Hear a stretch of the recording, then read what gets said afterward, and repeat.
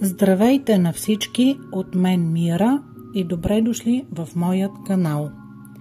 В днешното видео ще споделя моето потребителско преживяване, свързано с ранни записвания за почивки и екскурзии с сключване уж на изгодна сделка. Всички знаем, че колкото по-рано си направим резервация за една почивка, толкова по-евтино ще ни излезе. Да, но не. В нашия случай се оказа точно обратното. От няколко години ние използваме услугите на туристическата агенция, която е в клипа, и именно по тази причина решихме и тази година да използваме техните услуги. Курортът, на който се спряхме, е Сиде в Турция. Хотелът е Aydın Bey Kings със самолетна програма, 7 нощувки от София и Ultra All Inclusive.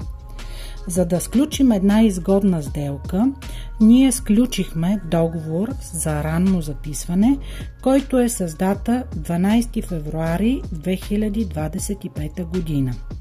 Сумата по този договор, която трябва да платиме за 7 нощувки Ultra All Inclusive със самолет в Aydın Bey е 5108 лева. След като подписахме договора, имахме срок от 3 работни дни да преведем 30% от общата сума и съответно ние сме го направили. Понеже наближава времето да направим и втората вноска по тази сума от договора, ние решихме с половинката да провериме в сайта на туристическата агенция какви са цените към днешна дата 30 юли 2025 година за същият хотел, същата стая, същата самолетна програма.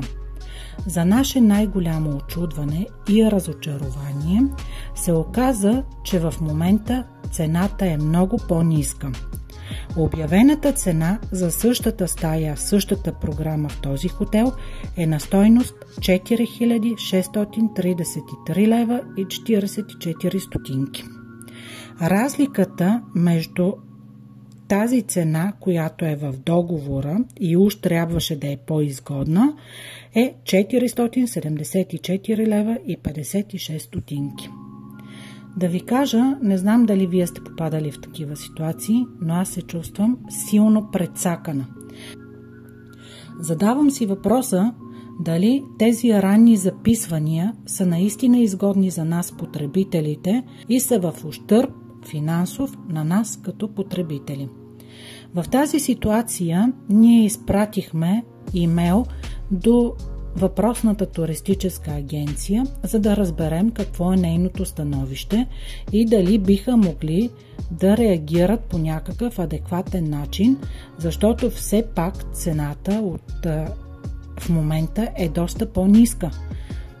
Разликата от 474 лева си е съществена. В момента ние отговор нямаме от туристическата агенция и вероятно, ако не направят някаква отстъпка, ние ще отидем на почивка в Сиде за сумата от 5108 лева и силното разочарование, че сме направили ранно записване, което вместо да е в наша полза, то е в наш финансов ущърб.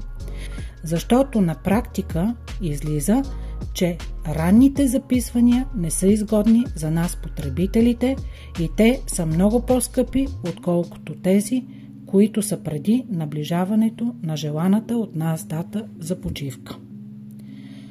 Когато получим отговор, какъвто и да бил от агенцията, ще го напиша в коментарите и ще споделя моето впечатление за цялостното развитие на този казус.